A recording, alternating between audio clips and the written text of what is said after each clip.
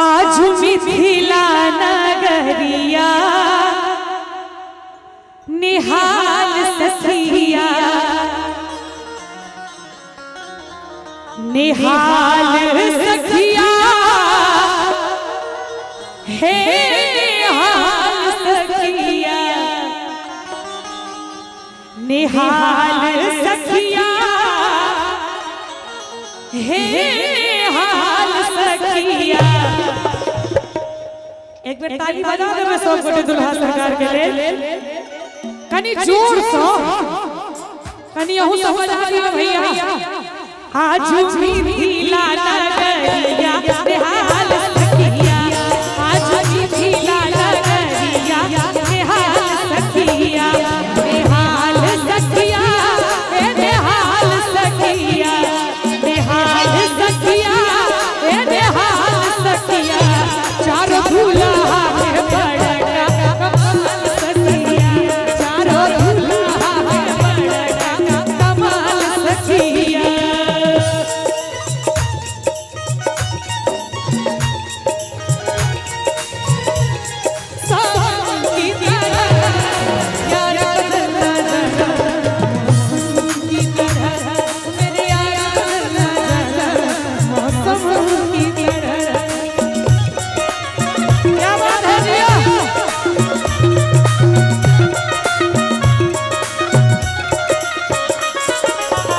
मणि मोरिया कुंडल शोभे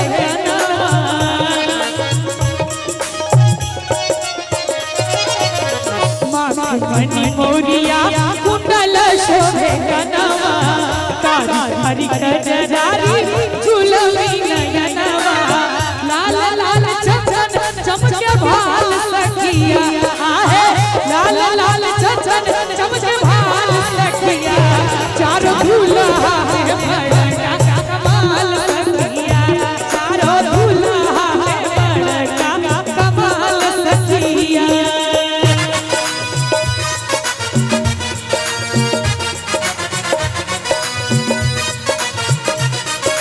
क्या बात है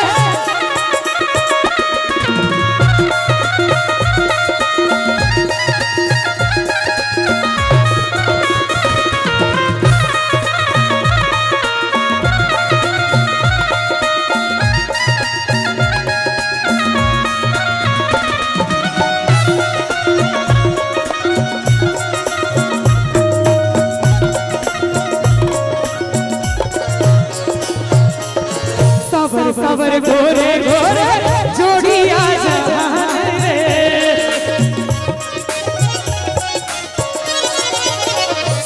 सबर गोरे गोरे जोड़िया जहान रे अखियाँ न देखल सुनल नहीं गान रे सबर गोरे गोरे जोड़िया जहान रे अखियाँ न देखल सुनल नहीं गान रे।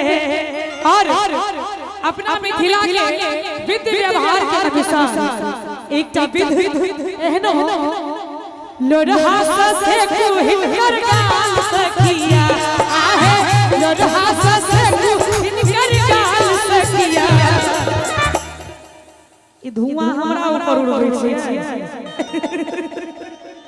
एक बार जोरदार ताली बजाइयो तो सब गोटे मिलकर कनियाहू सब बजाइयो पाछू से भोजन भले कैसको चारों दूल्हा में बड़का कमाल सखिया चारों दूल्हा में बड़का कमाल सखिया। और जखन दुल्हा दुल्हन वेदी पर बैसती तखन ब्याहक वेदी पर में बैसल चाचक सस चकोरी ब्याहक वेदी पर में बैसल चाचक सस चकोरी चाचक सस चकोरी राम सिया के जोड़ी कहूँ तब कतक सुंदर जोड़ी अरे राम सिया के जोड़ी कहूँ तब कतक सुंदर जोड़ी ब्याहक वेदी पर में बैसल चाचक सस चकोरी ब्याहक वेदी पर में बैसल चाचक सस चकोरी चाचक सस चकोरी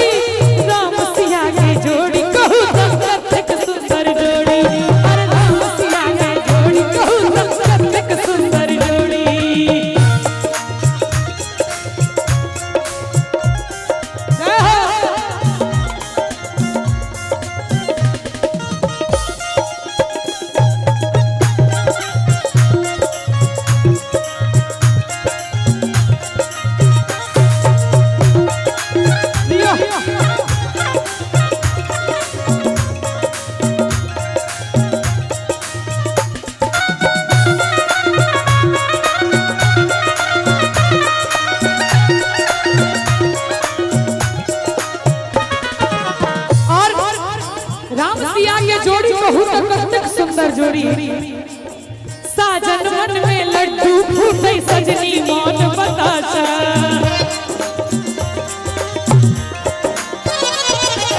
साजन मन में लड्डू फूटे सजनी मौन बताशा। मधुर मधुर मुस्कान सब मुझे एक दोसर के भाषा। आज कुरान मिलन के देखूं, आज कुरान मिलन के देखूं नैन कर कुछ चोरी। बहुत अच्छा बजा रहे हैं आप लोग। क्या नाम है आपकी बैंड का? बीर एंड देव बैंड। बीर एंड देव बैंड के लिए एक बार जोरदार ताली बजवाक चाहिए। कन्नी दोनों हाथ भागे ताली बजा दियो हिनका सब गोटे के लिए। पहिल बेर हिनका संगे संगत भ रहल है। am I right? अच्छा मिले राम सिया के जोड़ी कहू